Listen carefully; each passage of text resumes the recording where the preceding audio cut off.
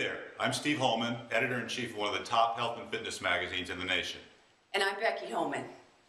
And we want to warn you about one of the worst things you can do, and that's exercise too long. And the reason is it ages you faster. We'll explain why in the article below and on the next page. The good news is you do not need surgery or supplements.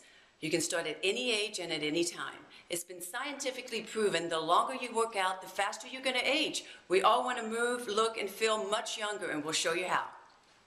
Just imagine this. What if there was a way to work out 90 minutes a week? Not 90 minutes a day, 90 minutes a week.